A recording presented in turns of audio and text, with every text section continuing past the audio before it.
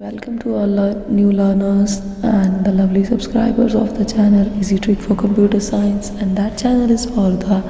computer science students and as well as those students who learn something new in the computer science field and also as per the situation of the virtual world, and that is very helpful for everyone, and that is the series number 10 already started into the channel.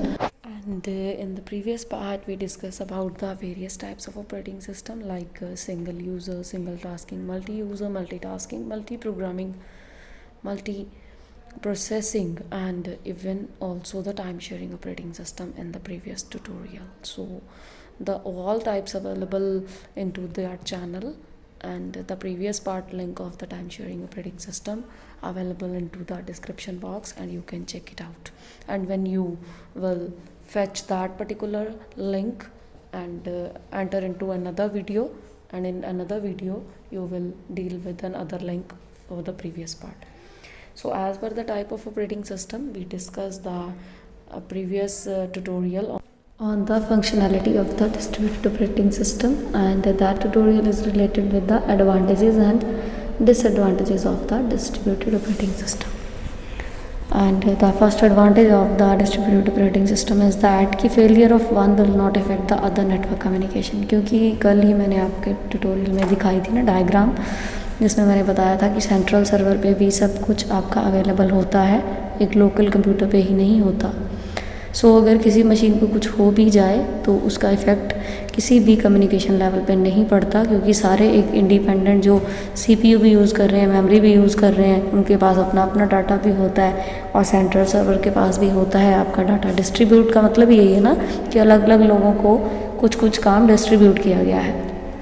सो अगर किसी एक computer का काम बंद भी हो जाता है तो दूसरे उससे इफेक्ट नहीं होते, क्योंकि उनके पास अपनी सीपीयू और अपना मेमोरी है, मेमोरी नहीं शेयर कर रहे, वो लोग काम शेयर कर रहे थे। And the second part, electronic mail increases the data exchange speed since resources are being shared. जो आप ईमेल भी यूज़ करते हो उसमें जो रिसोर्सेज शेयर करते हो आप, क्योंकि लोकल टू होस्ट कंप्यूटर क्या होता है, होस्ट पे रिड्यूस होती हैं। जैसे ईमेल आप किसी को करते हो तो रिप्लाई करते हो या फॉरवर्ड करते हो ना, तो उस टाइम पे जो होस्ट कंप्यूटर होता है, जो सर्विस दे रहा होता है, उसकी जो काम की जो होती है स्टोरेज थोड़ी सी रिड्यूस हो जाती है। सो नेक्स्ट है कि the systems are easily scalable as many systems can be easily added to the network, क्योंकि ये एक स्केलेबल मोड में आते हैं सिस्टम, और कोई इशू ही नहीं है कि किसी को मेमोरी शेयर करनी है या सीपीयू शेयर करना है तो हम सोचें कि क्या इसकी मेमोरी शेयर करने के बाद कोई इशू तो नहीं आएगा। सो फिर जब ऐसा कोई है ही नहीं है, काम ही नहीं है, हर एक का अपना एक सीपीयू और मेमोरी होता है, तो आप कोई भी सिस्टम इस नेटवर्क में नया भी इजीली ऐड कर सकते हो बिना सोचे समझे। And delay in data processing reduce, जो डिले हो जाता था डाटा प्रोसेस होते टाइम, शेयर होती है मेमोरी तो एक मशीन पे लोड बहुत ज़्यादा पड़ जाता है, तो जब लोड पड़ जाता है तो फिर उसकी स्पीड स्लो हो जाती है। सो इस वजह से, क्योंकि मेमोरी ही अपनी अपनी है, तो फिर डाटा जो भी प्रोसेसिंग में जाता है एग्जीक्यूट होना होता है, आपका काम जो एग्जीक्यूट हो रहा होता है आपके अपने सीपीयू और मेमोरी से भी हो रहा होता है और सर्वर के ऊपर शेयर भी हो रहा होता है। और नेक्स्ट है अब इसकी डिसएडवांटेजेस, जो कि इशू क्या है, और कि failure of the main network will stop the entire communication to establish distributed operating system. क्या होता है कि अगर मान लो जिस मेन सर्वर के साथ आप शेयरिंग कर रहे थे, क्योंकि आप अपना काम तो कर ही रहे थे, लेकिन उसके साथ जो शेयर कर रहे थे रिसोर्सेज नहीं शेयर कर रहे थे, काम शेयर कर रहे थे ना आप, अगर वो बंद हो जाए तो फिर आपको पूरा फ़र्क पड़ेगा। जैसे कि इंटरनेट की सर्विसेज आप हैंडल कर रहे हो, इंटरनेट आप यूज़ करते हो, आपके एरिया में अगर कोई जो टावर लगे होते हैं अगर उनमें सिग्नल्स डाउनफॉल पे चले जाएं तो सिर्फ आपके एरिया को ही इफ़ेक्ट होता है, लेकिन आपको पता भी नहीं चलता, और वो नियर बाय जितने भी एरियाज़ होते हैं उनसे आपको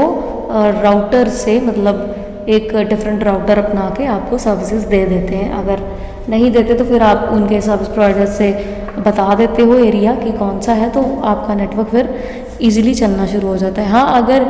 उस पर्टिकुलर कंपनी का पूरा अपना ही जो सर्वर है जिसके थ्रू वो आप सब क्लाइंट्स को नेटवर्क दे रहे थे, वही अगर बंद हो गया है और वो ख़राब हो गया है, तो फिर ये एक डिसएडवांटेज बन जाता है कि फिर आप काम नहीं कर सकते। कोई भी नहीं कर सकता, टोटल स्टॉप हो जाता है। या किसी कंट्री में जब कोई इशू आ जाए तो वो नेटवर्क की सर्विसेज डाउनफॉल पे डाल देते हैं, तो सभी का इकट्ठा ही बंद हो जाता है। उसके बाद है कि language which is use are not well defined yet. अब लैंग्वेज अगर अलग अलग यूज़ हो रही होंगी तो फिर वहाँ पे जो है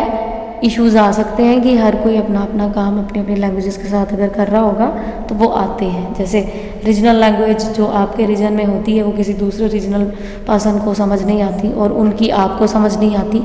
ये इश्यूज़ होते हैं ना मैनुअली भी, यही इशू इसमें भी है।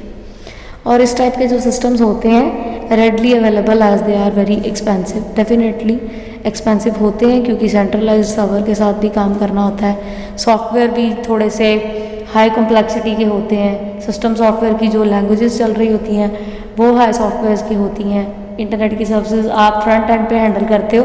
फ्रंट एंड में सब कुछ आप लोग एप्लीकेशन बेसिस पे हैंडल करते हो, और बैक एंड में कॉम्प्लेक्सिटी बहुत ज़्यादा है। ये भी एक लेमैन के लिए डिसएडवांटेज है कि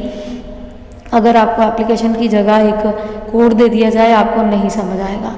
सिंपल मेथड याद रखो कि अगर आप किसी का फ़ोन नंबर लेते हो तो आपको फ़ोन नंबर नहीं याद रहता, लेकिन आप उसको जिस नेम के साथ बुलाते हो,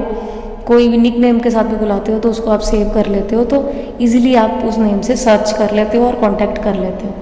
क्योंकि किसी के लिए भी जो है ह्यूमन के लिए नंबर याद रखना आसान नहीं होता, ऐसे ही लेमैन के लिए कोड को भी याद रखना कोई आसान चीज़ नहीं होती। सो एक लेमैन के लिए ये डिसएडवांटेजेस के फेस में चला जाता है और एक प्रोफेशनल को ये एक डिसएडवांटेज नहीं लगती अगर वो फुल्ली प्रोफेशनल है और पूरी तरह से लैंग्वेज की इन्फॉर्मेशन है।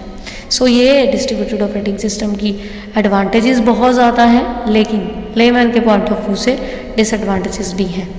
सो जो नेक्स्ट ट्यूटोरियल होगा, आज हमारी टाइप्स का डिस्ट्रीब्यूटेड ऑपरेटिंग सिस्टम हो गया है और नेक्स्ट जो टाइप होगी एज़ पर द शेड्यूल आपको बाय टुमारो इसी चैनल पे मिल जाएगी। And if you feel that the channel is very helpful to all of you and kindly share with the other persons and help to the other persons. Thank you, thanks for watching, stay safe.